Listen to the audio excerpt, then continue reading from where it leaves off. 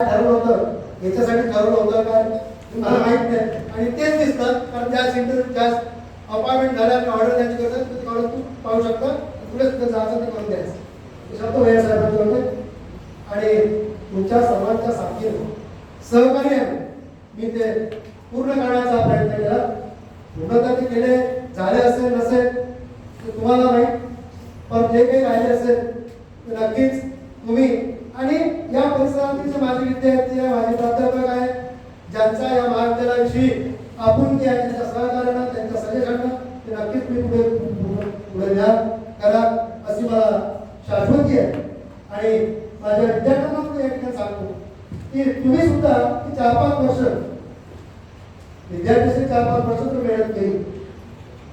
विद्यार्थी दशेत असताना 4-5 वर्ष मेहनत केली यश मात्र नक्की दिसते एवढा पुन्हा माझ्या याच्यावर जातो गवळी सरांच्या चुकून प्राध्यापक झाला हो चुकून प्राध्यापक झालो हे त्यांना माहीत आहे परंतु त्यांना मी केलेलं कष्ट माहीत नाही आहे कारण मी आपल्यासाठी ते कष्ट करतो ते कोणाला दिसत नाही 12पासून माझा हे होता की रात्री 12 नंतर अभ्यास करो 4 वाजता झोपो दिवसभर हा पुस्तक घेतात मला दिसू नये म्हणून त्यांचा तो गैरसमज होता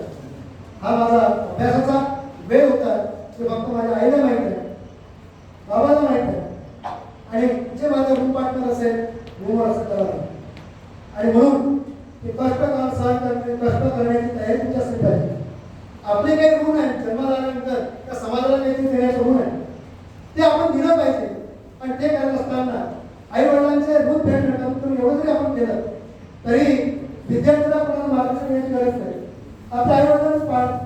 आई वडिलांचे आपले स्वप्न पाहिलेले तर स्वप्नाला पूर्ण करण्यासाठी आपण जर स्वतः झोपून दिलं तर दुसऱ्याकडून कुणाकडूनच काही घ्यायची गरज नाही आहे असं मला वाटतंय जर कुठं अडलं तर नक्कीच सजेशन घ्या मार्ग म्हणून पहा आणि त्या दृष्टिकोनातून या ठिकाणी प्रयत्न करा या ठिकाणी उमाय बाबूंचा सुद्धा उल्लेख केला पाहिजे नाही आहे पण केंद्राच्या कार्यालयाची नाही आहे त्यांचा उल्लेख केला तर फार चांगलं असतं परंतु किती वेळा अनेक वेळा वाहेसांना माहिती अनेक वेळा एखादा कागद मागण्याचा फाईल घेऊन यायचं पण त्या माणसाचं काम करण्याची जरी हे नसली म्हणजे एखादं आखुडी नसली तरी प्रामाणिकपणा भाग चालतो प्रामाणिकपणे काम करायचे आरात अनेक चांगला गुण आरामध्ये अनेक गुण पण ज्याच्याकडे चांगला गुण असते ना त्या थोडा अयोगी असते त्याचा ते दूर ठेवून आता अधीक्षक पदावर आहे त्याचा उपयोग करून सर्वांना घेऊन जाईल चालेल अशी त्यांच्याकडून अपेक्षा करतो आहे तर त्यांच्याकडून अपेक्षा करतो जे ज्यांच्या मी